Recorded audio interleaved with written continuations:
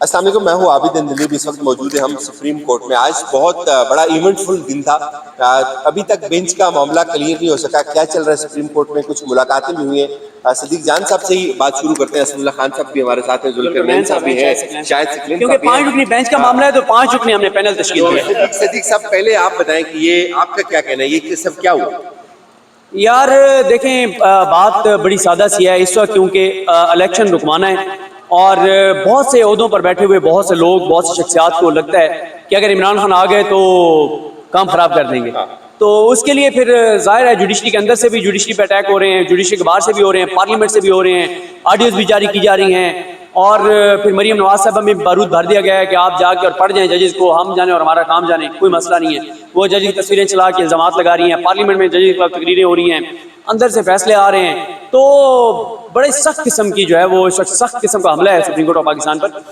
تو دیکھتے ہیں ہمارا چیزیں جو ہے. یہ کیا اتفاق ہے کہ کل ایک فیصلہ آتا ہے، اس کے بعد آج ججز الگ ہو جاتے ہیں، پھر کیوریٹیو ریویو بھی ایک جج صاحب کے خلاف ہوتی ہے، وہ واپس ہو جاتی ہے. یہ اتفاق ہے یا سب کچھ یہ روٹین؟ وہ کیوریٹیو ریویو ابھی واپس نہیں ہوا. یہ ابھی ذوالقرنین صاحب سے میں نے سنا، انہوں نے بڑی اچھی بات کی کہ کیوریٹیو ریویو وہ کیونکہ صدر نے وہ ریفرنس بھیجا تھا تو صدر ہی وہ ان کی منظوری سے واپس ہوگا. یہ سر اتفاق نہیں ہے، یہ سب کو پورے پاکستان کو نظر آ رہا ہے. اب میں وہ لطیفہ تو سنا چکا ہوں، حافظ کی آنکھوں کے آپریشن والا. سب کی آنکھوں کا آپریشن ہو گیا، سب کو نظر آ رہا ہے کہ معاملہ ہے کیا. وہ چیزیں جو پہلے نہیں نظر آیا کرتی تھی وہ اب لوگوں کو نظر اب سب کو دکھائی دے رہا ہے. یہ لڑائی فائنل مراحل میں ہے، یہ اور لمبا چلے گی، کیا ہوگا؟ بالکل یہ لڑائی الیکشن کی طرف، کیونکہ معاملہ جانا ہے یا نہیں جانا، تو لڑائی بہت سخت ہے، بہت سخت. اور میں آپ کو بتاؤں سپریم کورٹ تاریخ دے بھی دے تو الیکشن نہیں ہوگا. الیکشن نہیں ہوگا. شاہد صاحب آپ عابد بھائی، جیسے صدیق بھی کہہ رہے تھے، اصل میں معاملہ یہاں پہ تو ہے ہی ہے، لیکن میرے خیال سے یہ معاملہ جو ہے ابھی شروع ہوا ہے، ابھی اس کے اوپر بہت آگے ہونا ہے. ظاہر ہے اب تو پہلا مرحلہ تو ہے بینچ بننے کا. جب بینچ بن جائے گا اس کے بعد آگے کیا سچویشن ہوگی وہ بہت بڑا سوالیہ نشان ہے. کیونکہ ظاہری بات ہے بینچ اگر کوئی فیصلہ دے دے، اور جیسے صدیق بھی کہہ رہے ہیں اگر الیکشن نہیں ہوتا، ابھی تو صدر صاحب کے پاس بھی ٹائم ہے. پھر صدر صاحب کے بعد وہ خط بھی لکھ سکتے ہیں سپریم کورٹ آف پاکستان کو کہ جی آپ دیکھیں یہ جو قانون پاس ہوا ہے اسمبلی میں، اس کو ذرا، جیسے پہلے بھی ایک دفعہ ایک معاملہ صدر صاحب بھیج چکے ہیں سپریم کورٹ کو. تو یہ معاملہ جو ہے وہ ابھی میرے خیال سے کافی جو ہے طول اختیار کرے گا، اس کو چھوٹا ٹائم نہیں لگے گا. اور ساتھ ساتھ جو اس کے جو کنسیکوینسز ہوں گے وہ بڑے عجیب و غریب ہوں گے. کیونکہ کہا تو یہ بھی جا رہا ہے کہ اگر کوئی بینچ فیصلہ دے دیتا ہے اور حکومت اس کے اوپر عمل درآمد نہیں کرتی تو پھر معاملہ نواز شریف کی طرح نائلی یا یوسف رضا گیلانی والے معاملے کی طرح وہ بھی ہو سکتا ہے. تو ابھی کیونکہ بہت ساری چیزیں کنفیوزنگ ہے، it will take some time, تو میرے خیال سے چیزیں کلیئر ہو جائیں گی تھوڑی. ذوالقرنین بھائی، ایک اس کے بعد وزیر قانون بھی آئے ہیں سپریم کورٹ، اس کو آپ کیا دیکھتے ہیں؟ وہ کیوں آئے ہیں، کیا ہو سکتا ہے؟ وہ بھی اٹارنی جنرل آفس میں موجود ہیں، کیونکہ میں اوپر تک ان کے ساتھ ہی گیا تھا. وہ لوگ بھی ایکسپلور کر رہے ہیں کہ کیا آپشنز کورٹ کے پاس ہو سکتے ہیں اس سارے واقعے کے بعد. نہیں مجھے بتائیں کیا انہوں نے کورٹ کو انہوں نے مشورہ دینا ہے؟ نہیں، کورٹ کیا آپشن اختیار کر سکتی ہے اس کے اوپر انہوں نے کیا کرنا ہے، اندازے لگا رہے ہیں کہ اس کے بعد انہوں نے کیا کرنا ہے آگے. پھر وہ اس چیز کے اوپر آگے مشاورت جاری ہے، پیش بندی بیسیکلی کی جا رہی ہے. تو بیسیکلی تو آج کی ہرڈل کورٹ اگر کلیئر کر بھی دیتی ہے نا، کسی طریقے سے سلانگ مار کے آگے نکلتی ہے، تو 2 میزائل اور تیار پڑے ہوئے آگے، عشق کے امتحان ہو رہے ہیں. 2 میزائل کیا ہے؟ اچھا ویسے میں بتاؤں، نہیں وہ جو میزائل تو ہے نا، میری بھی نظر ادھر ہی تھی کہ ادھر سے میزائل چلے گئے، میزائل تو کہیں اور سے چلا دیا ہے. سر سارے پٹاخے ایک دفعہ نہیں چلانے، وہ بھی اسٹیپ وائز چل رہے ہیں. نہیں مطلب آپ یہ بہت بڑی بات کر رہے ہیں کہ 2 میزائل ابھی یہ ہے کہ اس کا مطلب ابھی 2 دفعہ پھر اس طرح کی کوئی واردات ڈل سکتی ہے. بالکل وہ کوئی ہنٹ دے دیں کوئی. بس ابھی 2 نوٹ اور آئیں گے. اب 5,000 5,000 والے ہو یا 5,100 والے ہو. یہ ہے شطرنج کی گیم. شطرنج میں سب کے پاس مورے ہوتے ہیں، کوئی چال آپ نے چلنی ہے، کوئی چال انہوں نے بھی چلنی ہے. میرے والد صاحب مرحوم، میں ان کے ساتھ اللہ تعالیٰ ان کی بخشش فرمائے، میں ان کے ساتھ شطرنج کھیلتا تھا نا، تو وہ جب انہیں مات ہو جاتی تھی نا، وہ کہتے تھے کہ او ہو میں یہ 3 چالیں میرے پاس اگر ہوتی نا تو یہ میں 3 چالوں میں نے تمہیں مات دے دینی تھی. تو میں ان سے کہتا تھا کہ ان 3 سے پہلے بھی تو میرے پاس بھی تو 3 چالیں تھیں نا، تو میں ان 3 چالوں کے نتیجے میں آپ کو اور 6 چالیں چلنے پر مجبور کر سکتا تھا. تو ابھی تو یہ پھر اگر وہ تو گیم آگے چلتی. تو یہ شطرنج کا کھیل ہے، جو لوگ شطرنج کھیلتے ہیں وہ جانتے ہیں. لیکن جو چالیں چل رہے ہیں ان سے بہتر شطرنج کا تجربہ کسی کا نہیں ہے. صحیح ہے، لیکن 74 سال کا تجربہ ہے شطرنج. لیکن صدیق جان صاحب ایک شعر سن لیں، لیں, ایک شعر سن لیں. شعر ویلے سنے سر. وہ کہتا ہے کہ ابھرا ہے ایک منظر نیا, صدیوں کے منظر کاٹ کر شہرگوں نے رکھ دیے ہیں اب کے خنجر کاٹ کر. تو شہرگ جو ہے وہ خنجر بھی کاٹ سکتی ہے. تو آپ یہ 74 سال کا تجربہ جو ہے نا وہ ایک طرف ہے, مطلب میں تاریخ بہرحال بدلتی بھی ہے. آپ کی بات کو شعر کو آگے بڑھاتے ہوئے ایک بات کروں گا.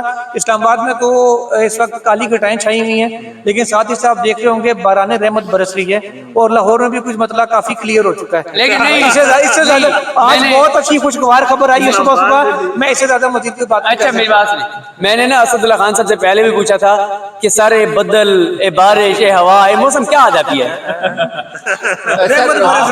ہوگا کیا کل کیا ہو رہا ہے؟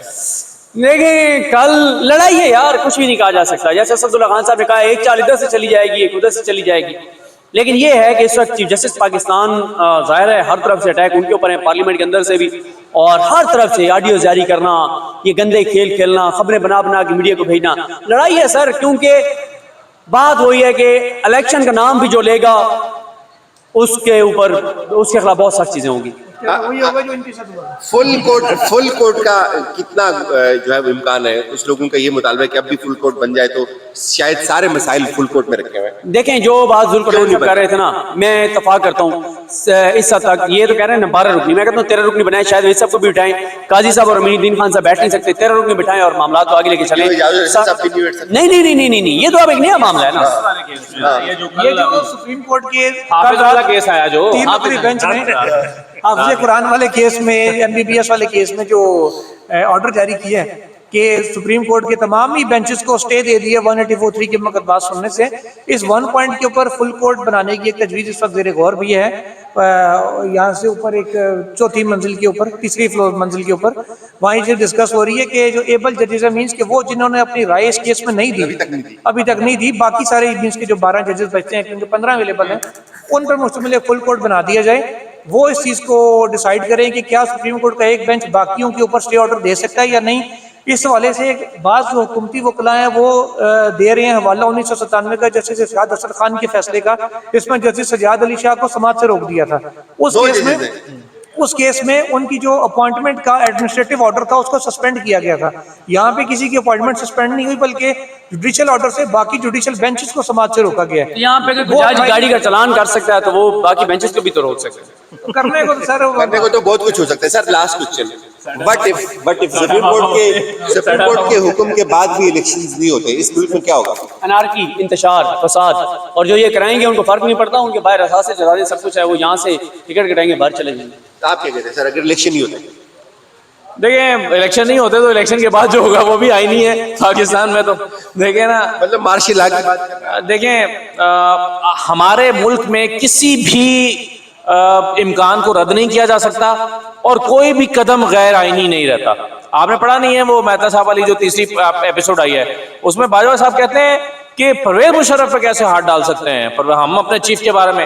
اس کا مطلب یہ ہے کہ آئین مقدم نہیں ہے, ساڈا بابا مقدم ہے, ٹھیک ہے, ہمارا بندہ مقدم ہے.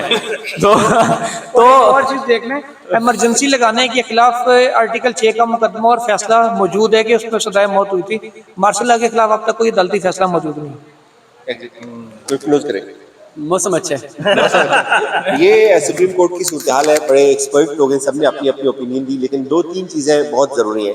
ایک چیز تو یہ کہ الیکشن اس لیے نہیں ہو سکتے کہ عمران خان اگر الیکشن ہوتے ہیں تو عمران خان الیکشن جیت جائے گا, اور یہ کسی کو بھی سوٹ نہیں کرتا, نہ یہ طاقتور لوگوں کو سوٹ کرتا ہے, نہ یہ PDM کو سوٹ کرتا ہے, نہ عمران خان کے جتنے بھی اوپوننٹس ہیں ان کو سوٹ کرتا ہے. تو وہ جو لڑائی ہے بنیادی طور پہ طاقتور لوگوں کی, وہ آہستہ آہستہ مینیفیسٹ ہو رہی ہے اب سپریم کورٹ کے اندر, سپریم کورٹ کے بینچز کے اندر, ججز کے اندر وہ تفریق ہمیں دیکھنے کو مل رہی ہے. اور یہ تفریق بہت خطرناک ہے, یہ پاکستان کے لیے بھی, اس ادارے کے لیے, اس عمارت کے لیے بھی خطرناک ہے. اور اس فیصلے کے بعد جو آج ہوا, ججز جب اٹھ کے چلے گئے, ابھی تک کوئی کلیئر کٹ چیز سمجھ نہیں آ رہی کہ کیا ہو رہا ہے. فل کورٹ بن رہا ہے, لارجر بینچ کوئی بن رہا ہے, چونکہ PTI کے جو لوگ تھے وہ ابھی تک اس لمحے تک یہاں موجود تھے, وہ بھی انتظار کر رہے تھے کہ کیا ہو رہا ہے, اور اسی طرح پوری قوم انتظار کر رہی ہے. سب نظریں, پوری قوم کی نظریں اس وقت اس عمارت کی طرف ہے, اور اس عمارت کے اندر کیا چل رہا ہے وہ آج اس کی ایک جھلک ہم نے دیکھی کہ کس طرح جو تفریق ہے وہ اس بینچ کے اندر پہنچ گئی ہوئی ہے. اور اب کچھ لوگ یہ بھی کہتے ہیں کہ اگر یہ سپریم کورٹ فیصلہ دے بھی دیتا ہے تو بھی الیکشنز نہیں ہوں گے.